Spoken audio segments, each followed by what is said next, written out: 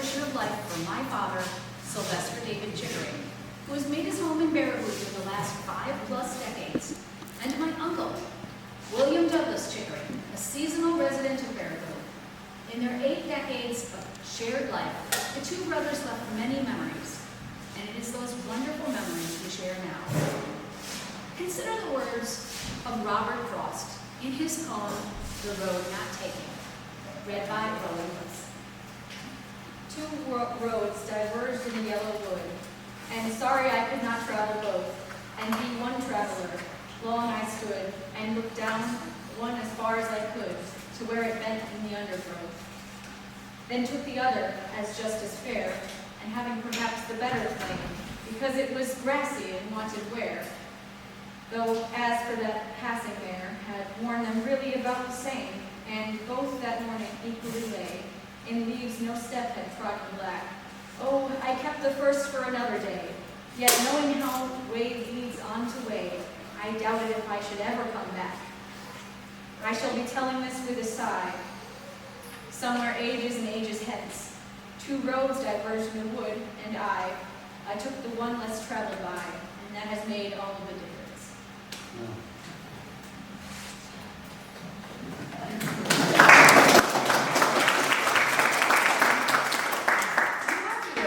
Because you knew my dad or uncle well in at least one aspect of their lives. Twice, not inviting. But both had diverse talents, experiences, and friendships. I will be sharing my father's obituary. So, Sylvester David Chickering. Dave of Baraboo passed away March 13, 2023. He lived life as he wanted to, and despite illness and injury, remained in touch and involved with a wide variety of friends up until the end. Born May 25, 1937, in Belding, Ionia County, Michigan, Dave worked on the family farm from the age of 5, first in Michigan, then in Endeavor when his family relocated to Wisconsin. At 20, he managed a crew of lettuce harvesters on his father's muck farm. He attended Belding High School, then transferred to Endeavor High School. When the tiny rural school closed down, he transferred again to Portage High School, from which he graduated in 1955. He earned his bachelor's degree in general field science from the University of Wisconsin-Stevens Point and went on to further studies at the University of Wisconsin-Madison. Dave worked shortly as a chemist for the city of Fond du Lac, then became a research assistant at University of Wisconsin-Madison's Immunology Lab, where he was honored to work with Nobel Prize nominees. In 1959, he was drafted into the United States Army, serving 3 years in Korea. There, he had the honor of being selected for the Army's elite singing group, the Bayonet Chorale. As a member of this group, he toured Korea, giving performances on college campuses and other locations, and he even performed a solo on national Korean television. Dave met his wife, Jean Ellen Hickey, on a blind date at Beloit College.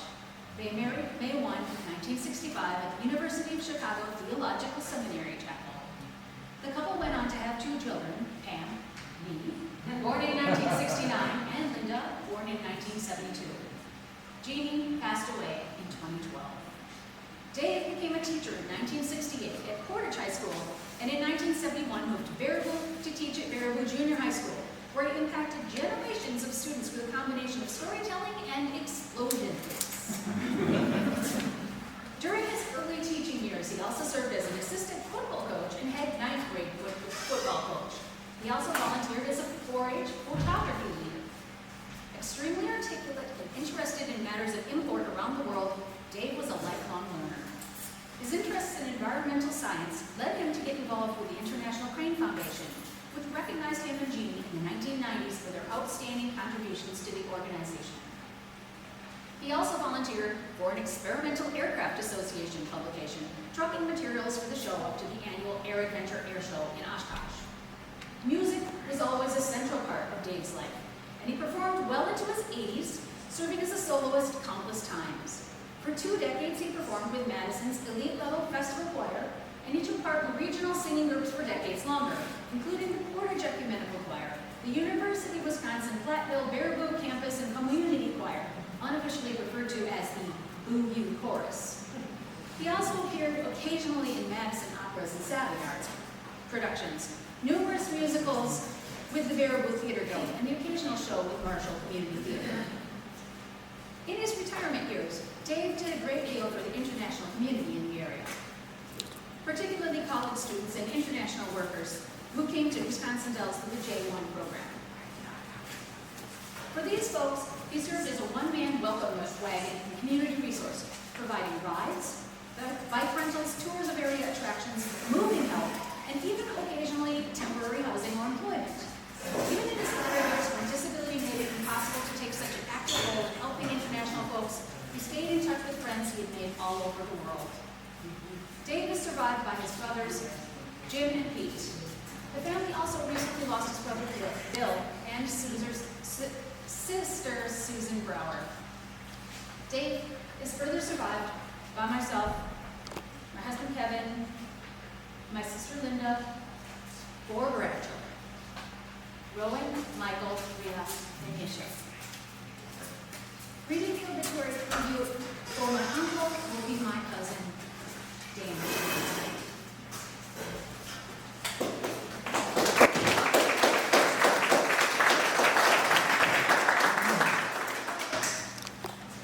William Douglas Chickering, a.k.a. Bill, made his home in Baraboo and in Henderson, Nevada. Passed away May 27, 2023. He was an enormously congenial man who made friends across different classes, backgrounds, and continents. Born on December 30th, 1942, in Belding, Ionia County, Michigan, Bill worked on a family farm from a young age, first in Michigan, then in Endeavor, when his family relocated to Wisconsin. He started school right after he turned 5, tagging along with his brothers to enter country school in the middle of a school term in January.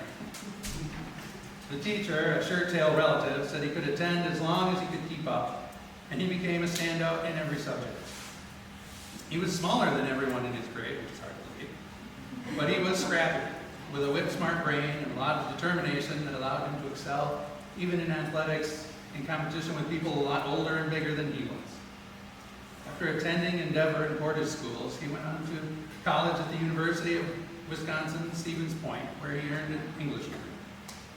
He began working at the Badger ammunition plant in Baraboo as a young man and worked his way quite high up the ranks in munitions business, eventually serving in an executive position working for a Korean-based international ammunition company.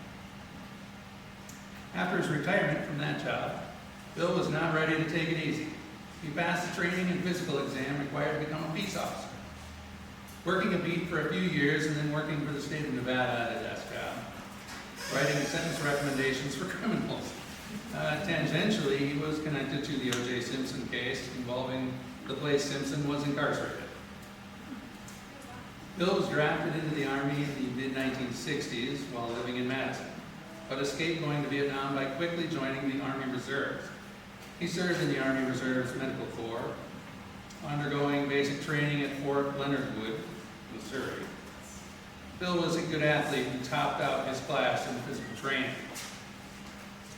Later, he was assigned to serve as editor for the Army Basic Training newspaper. Bill married Susie Combs in December 1968, and they had one child, Rob, in 1969. Bill enjoyed hunting during college, living on an extremely tight budget. He'd often go squirrel hunting to supplement his meals. Later in life, he enjoyed hunting trips out west. He went elk hunting in the mountains, and his brother-in-law, Louis, a career sheriff's deputy, I should say with his brother-in-law, Louis, a career sheriff's deputy and correctional officer. Louis was interested in pelts. Right before the trip, Louis noticed a large trophy skunk roadkill he could not resist. He stowed the carcass in the trunk of the van they later took out west, and the odor of skunk was very pervasive for the whole journey. This was not the only misfortune to occur on that trip. The duo had planned to meet a friend in a particular valley, but could not find him. It was frigid and they lacked adequate supplies. Seeing smoke on the other side of the valley, they decided to walk over and say hello, but it turned out to be much further than they anticipated.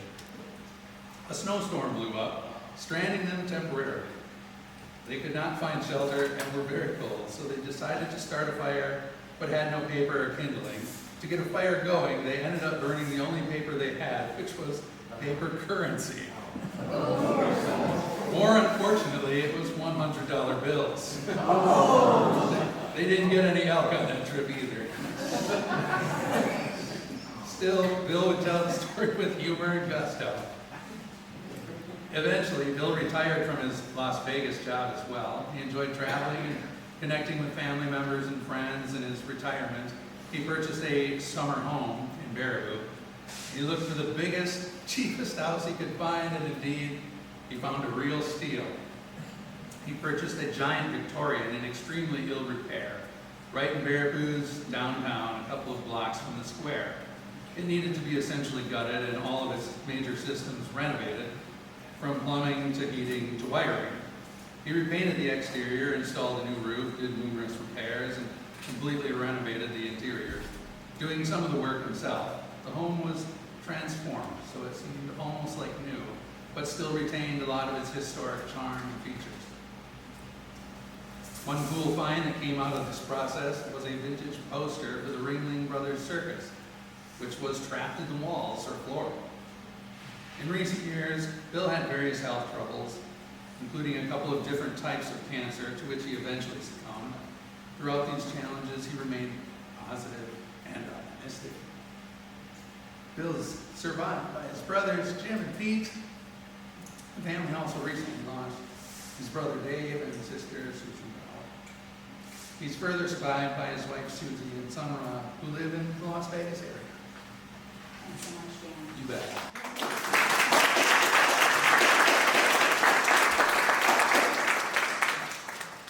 Some of the things my dad did were amazing. The moments that stick with us aren't always the highlights you find in a resume or obituary. Sometimes the tiniest things, even those silly things, bring it all back. In this Father's Day tribute I wrote back in 1998, I recall some of the random, even zany childhood memories that made my dad who he was. They say that when you look back at the past, those things you valued at the time may no longer seem so important. But some of the things that seem small, even silly, will have grown in meaning. I've thanked you before, Dad, for the serious gifts you have imparted, like your appreciation of music, the value you placed on education, your insistence that science and sports be part of my life as well as those things I was better at doing. This Father's Day, I want to thank you for all the silly memories that have stuck with me and have colored my recollection of my childhood with laughter. Here's to those long meandering drives in the country we shared when my sister and I were young.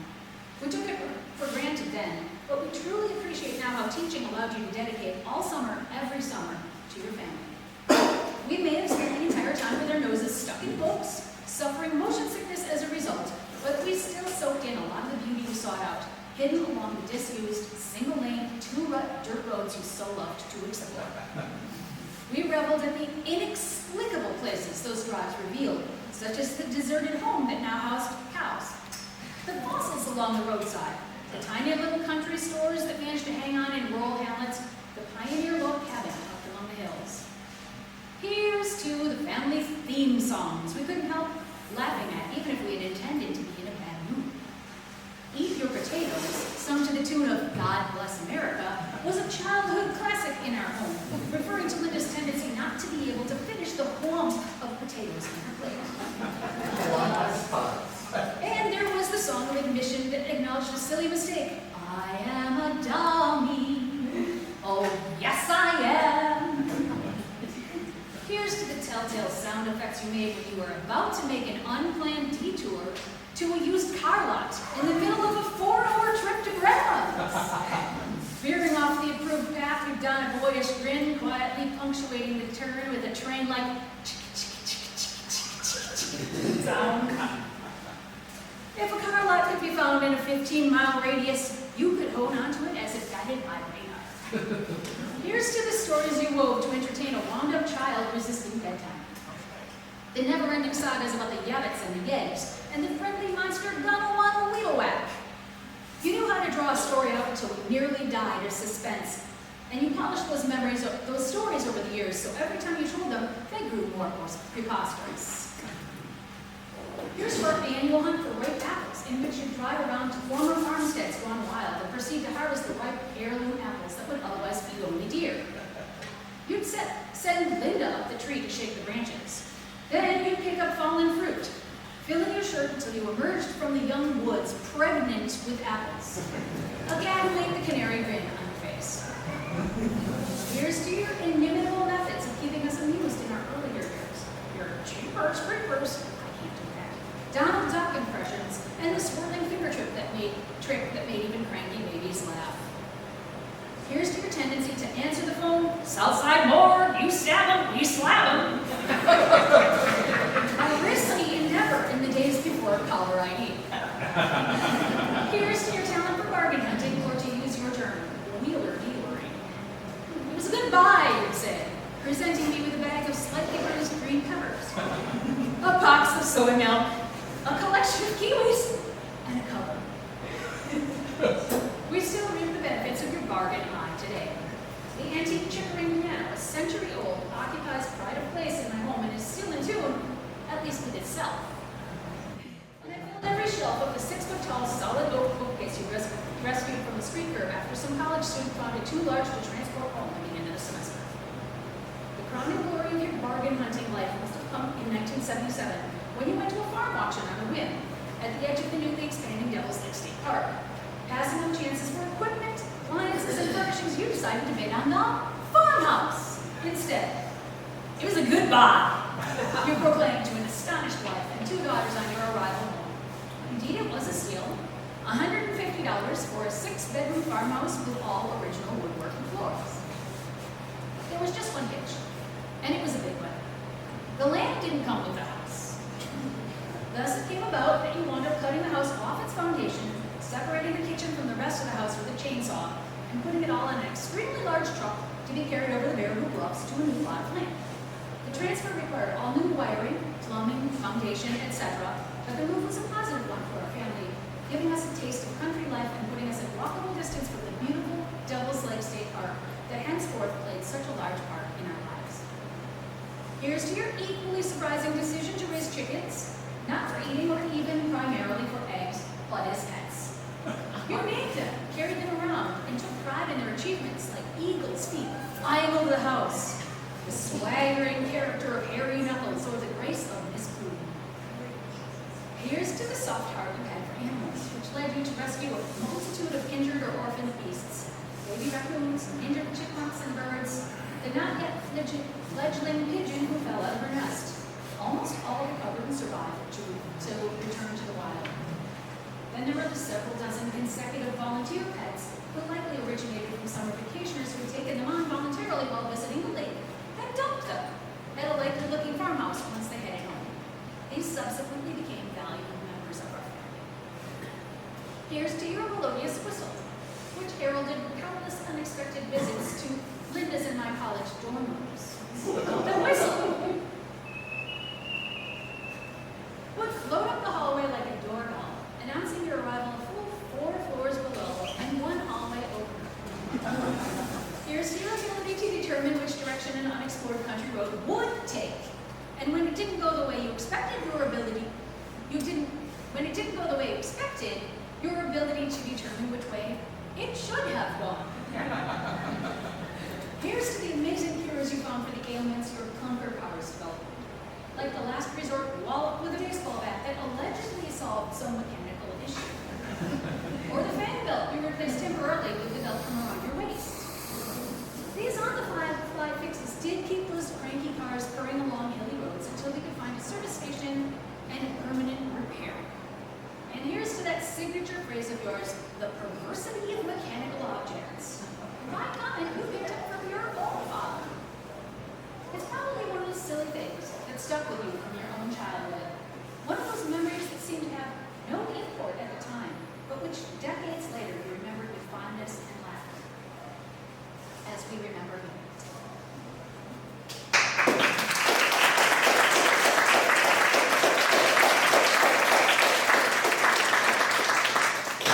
Next, Michael Wilson, Dave's grandson, will sing the song in his grandfather's memory, accompanied by a longtime band friend, Sue Wagner.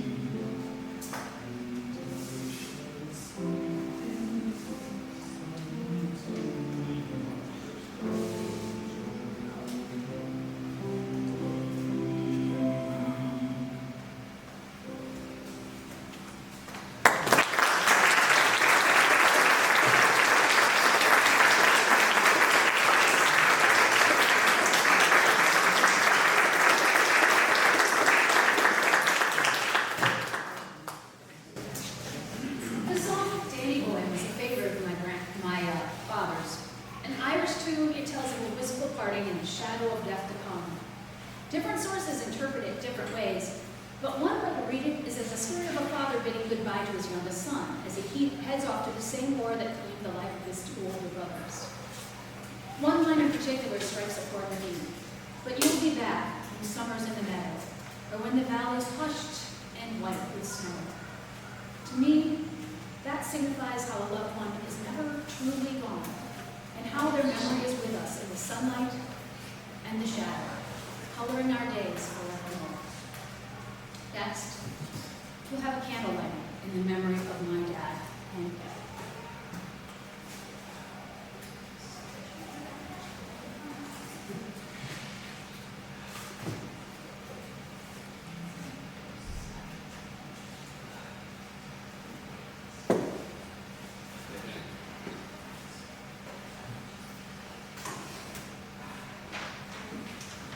Four candles. The first candle represents our grief. The pain of losing you is intense. It reminds us of the depth of our love for you.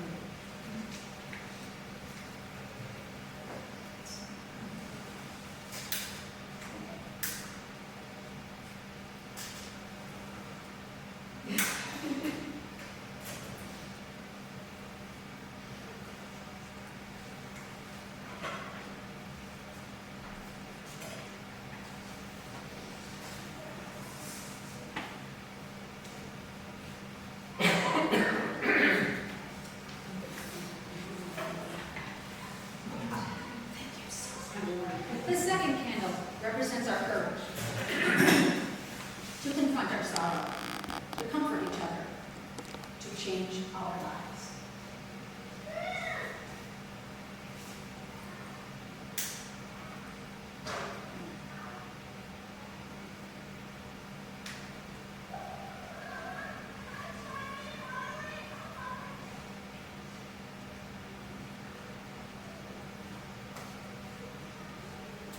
This third candle we light in your memory for the times we laughed, the times we cried, the times we were angry with each other, the silly things we did, the caring and joy you gave us.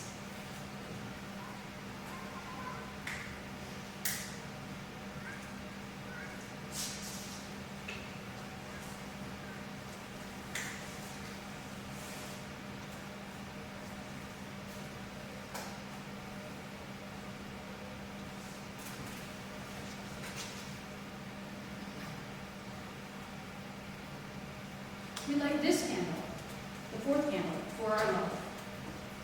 We light it that your light will always shine, as we share this day of remembrance with our family and friends. We cherish the special place in our hearts that will always be reserved for you.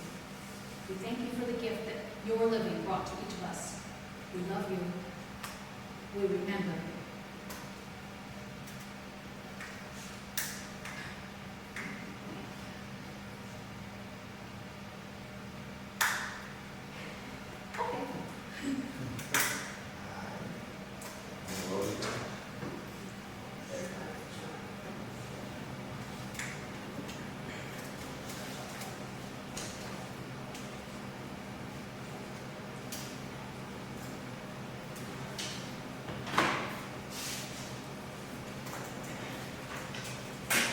Now we have a few memories to share for mourners. My dad's longtime friend, Books Mills, could not attend due to an important family ceremony occurring simultaneously on the West Coast. But he sent this tribute, which will be read by my husband today.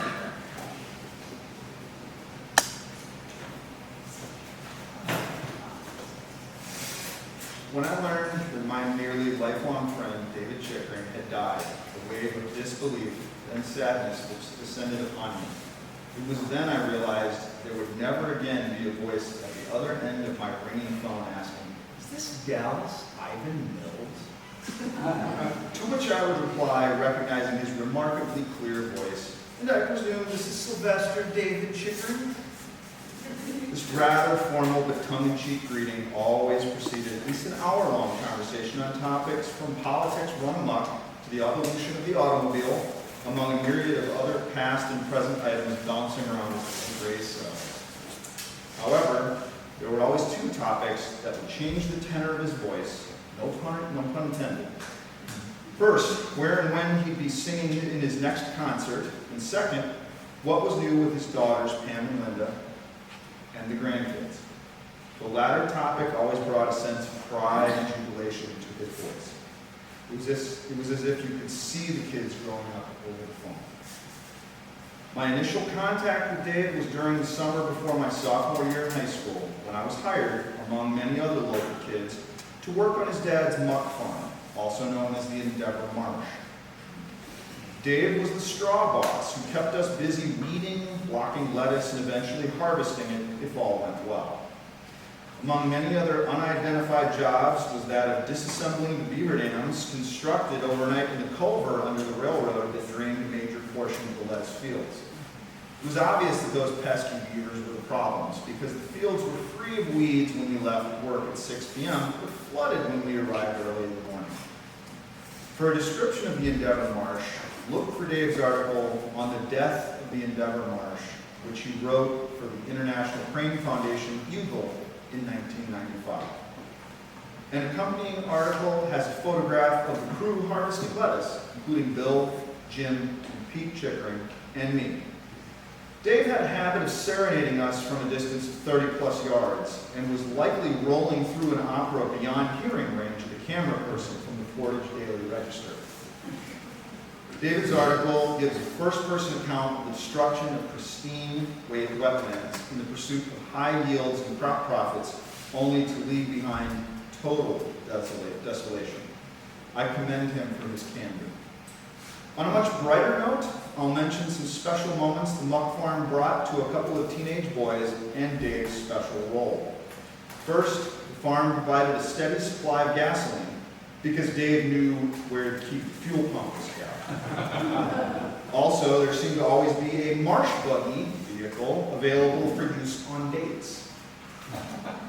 Of particular interest to girls was the Army surplus World War II Jeep modified only with Cadillac radio. Of much less interest to the girls was having their date arrive in the Army surplus ambulance. Hey, we were years ahead of the TV program MASH. On one occasion, Dave advised me that 2 girls from Chicago were visiting their grandmother and bored with the nightlife in Endeavor. Unimaginable. Somehow, Dave convinced them that he and another guy, me, would show them a good time. I remember after the formality of introductions that they had Italian names, which seemed interesting but unimportant at that time. Later, as the moon was rising over the lake next to where Dave had driven, and after a little lip touching, my date announced that she was engaged, and if her boyfriend discovered she was out with me, he would use his pistol on both of us. The evening continued its downward spiral when she said that I smelled an onion. It was then I discovered that this marsh buggy had accumulated enough blown marsh soil in the cavity of the door armrest to support the germination and growth of an onion stem, which I had crushed with my elbow, releasing its concentrated aroma. I believe I told Dave I'd like to interview my next blind date before I gave my nod approval. Dave graduated high school in 1955 and enrolled fall semester at Wisconsin State College, Stevens Point. I graduated in 1957 with no plans or purpose. After a very long, hot week in the warehouse of a canning factory that summer, I called Dave and said I wanted to go to college. Money was a consideration for both of us, but we agreed that we would share expenses when possible. Once again, we enlisted the use of marsh buggy that would make it to Stevens Point and back. Dave led me through the admissions at Stevens Point and also registered to return for his junior year. Luckily for us, we found a room for $8 a week, $4 each, which later increased to $4.25 when the landlady discovered we were cooking on a hot plate. One problem arose because there was only a double bed we had to share. So began my college career with Dave as my bed partner and mentor. He and his previous close friend and roommate, and later followed him to settle in Baraboo, together in harmonious discourse and mutual agreement, provided great advice as to which professors were good and which subjects and degree programs were most likely to set me up later for employment opportunities. I am forever grateful to both. Before Dave graduated, He provided me with unbelievably accurate advice. If one joins the choir or gets a part in a theater production, the odds are very good. You'll need something done. During my junior year, I traveled with the choir to Ashland, but unlike Dave, we always had good fortune. I was lodged after the evening performance in the residence of a strict Protestant minister who shared unbelievable distaste for his wife, and the feeling was reciprocated. However, as a seasoned actor with 2 bit parts added to my resume, I met a wonderful girl during my senior year in what would be my final play. Mary and I celebrated our 62nd wedding anniversary in August. With Dave in the Army in Korea, Charlie served as best man at my wedding. Had Dave been available, I would have had 2. Charlie as the one who was sure to raise a beer at a toast, and Dave as the responsible one who never drank. Quick aside, he liked the idea of a beer. Occasionally he'd have one, he'd rarely finish it. He liked the idea. Jim Chickering was also in that play and in my wedding party. Please raise a salute to Jim, who after Dave's graduation inherited the other side of that rental apartment bed, which we shared for 2 years as roommates. I am sure each of you has a zinger to share in celebrating Dave's life. So I'll wrap this up this partial trip down memory lane with a couple of regrets that truly haunt me. First, even though we talked often over the years from the other side of the country, I wish I would have called Dave more. I talked to him just a week before his death, and we picked up like old times and talked for an hour or so. I had no idea that would be the last time he would speak. Secondly, I wish I could have made the trip back home for this celebration of his life. To hear others' memories would have been heartwarming for me. There is so much I have missed and would have learned from you. To the family, please know that Mary and I will always cherish the memories we have of your dad, grandpa, brother, and uncle.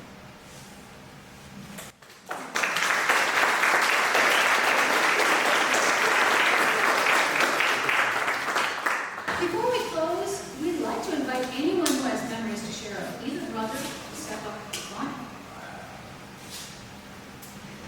If anyone wishes to share any memories, Well, I have one.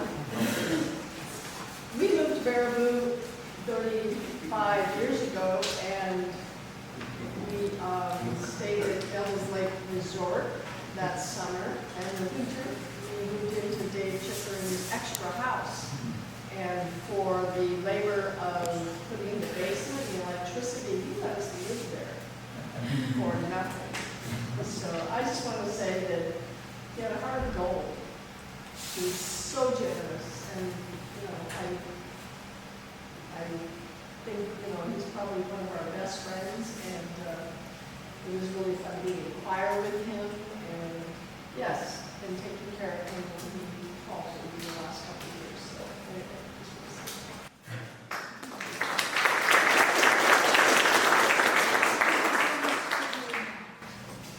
I actually have one. jump right up here. So, when me and Michael were little, we used to go north up here all the time to visit, usually on the way up further north. And he would always, we would go in his house, and he would take out these crusty old mugs, and he'd be like, "You guys want some chocolate milk?" And he would proceed to my mom and be like, and he would take out white milk, he would pour it out, like, "This isn't chocolate milk." And he'd be like, "No, not yet." And he would take out the Hershey's chocolate syrup,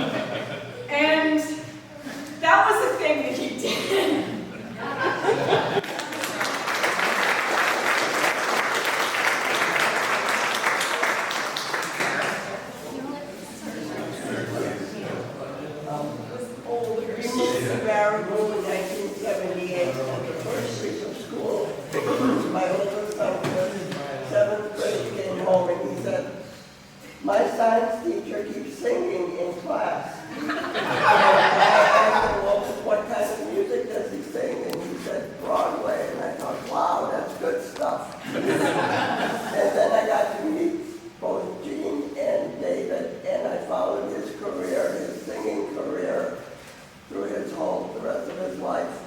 He had the most gorgeous voice, which would always grab me. We watched him in the opera choir in Madison, in productions here, at Annie Randall's bookstore where he would sing. He just always had the most gorgeous, gorgeous voice, and I miss that so much. And I'm so happy for Facebook that he had all those wonderful posts about his grandchildren, and I got to know him even better through that. Thank you so much.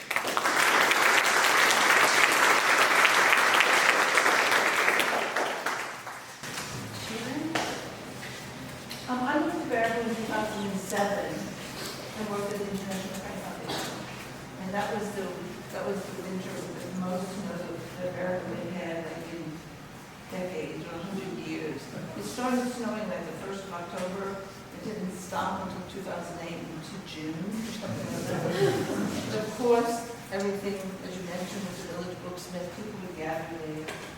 One night it was snowing outside, and I was walking to my car. Dave was walking in the same direction, and he kept on walking. And as I was driving around, I could see him walking in the snow. I said, "Can I give you a ride to your car? Where'd you park?" He goes, "Oh, I'm just walking home." It's not that far.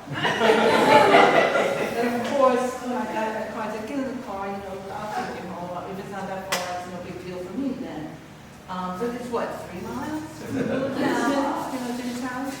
But that's up Dave just days. I mean, he just plowed ahead. He did. Nothing got in his way when he had his mind set to do something. But I've had so many fond memories of him. And speaking of the house, basically when I was underemployed later in 2010, he decided to buy another house. Basically, so I helped him build that foundation of the house in the very back of the property. Basically, and that's when I really got to know Dave in terms of all of his kind of carpentry and mechanical stuff and things there and stuff too. But he was always so generous, and he was just, if I needed a place to stay, when I came back into Baraboo, he would offer me a place to stay. But there was just something, he's like a Renaissance man. What he knew in terms of science and just general knowledge, and of course his ability to sing and play music, one of a kind. So it was a pleasure, it was an honor to me to be able to call him my friend.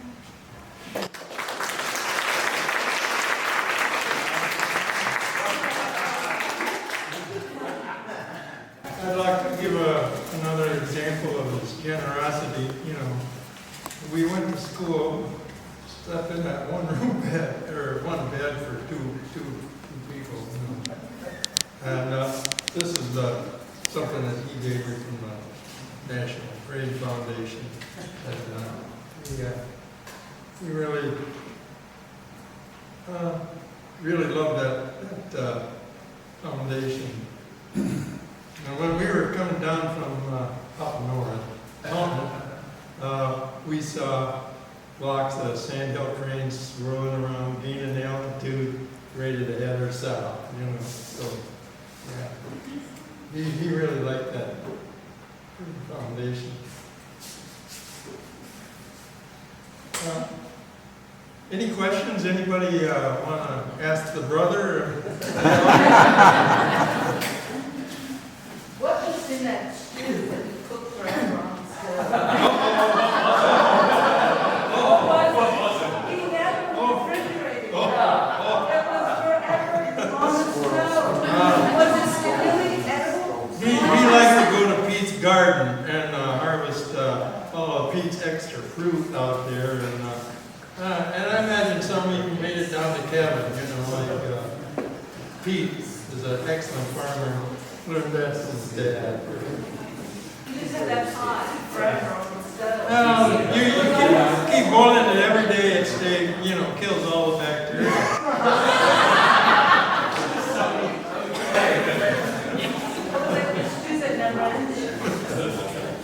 It's an old-time cooking procedure, you know. They used to, He offers it to me many times and I just. I don't blame you, you know, like, he lived a good long life. You can't say it was killing him.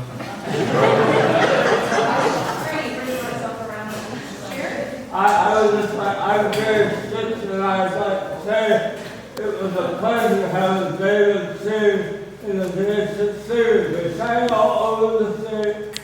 You know, sometimes I wondered if he'd come in at the right time on his solo. We'd have all this music going, David, he had such a lovely, lovely voice and meant so much to all I see. Thank you so It much. was a pleasure to have you here.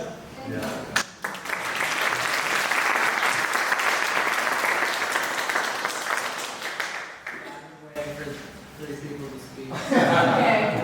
Yeah, so whenever we met for Christmas, which was a little bit later than Christmas.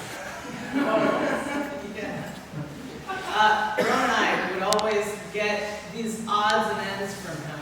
You know, he'd give us coins, some of them from America. socks. Yeah. Old socks. I was gonna say that, He would give us, you know, coins, some of them American, some of them foreign. We'd get screws, bullet casings, fishing lures, anything you could pull out of the drawer. Treasure. Lots of it. Yeah. And a light bulb. He did give us light bulbs. Or they. They work.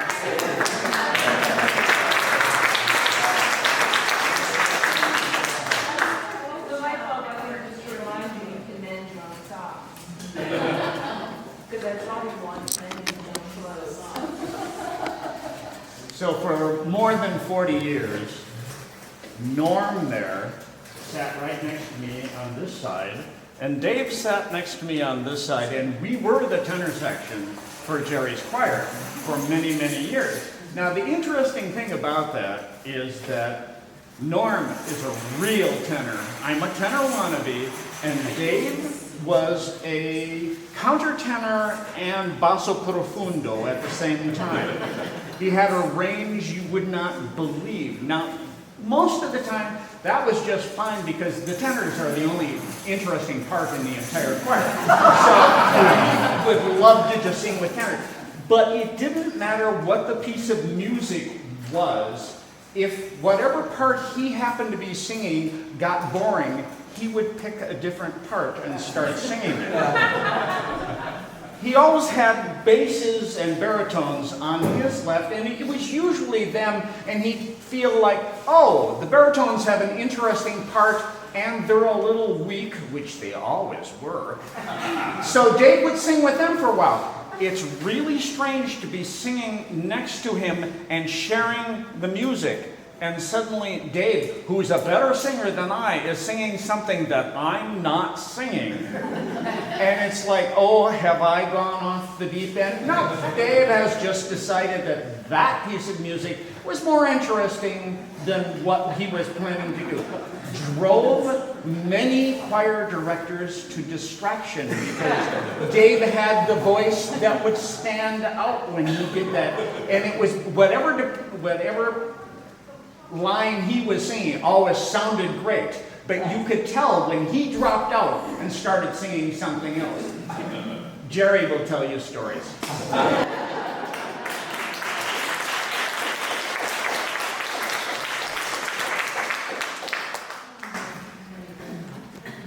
All right, so this ends the formal service. We have refreshments available, and we hope that you guests are welcome to stay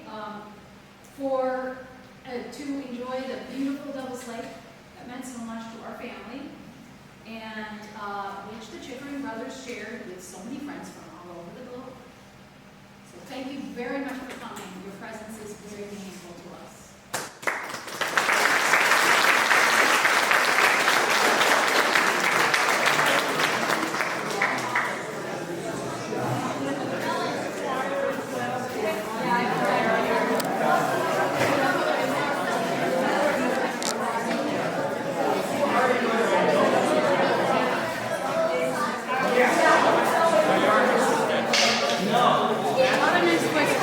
I'm good.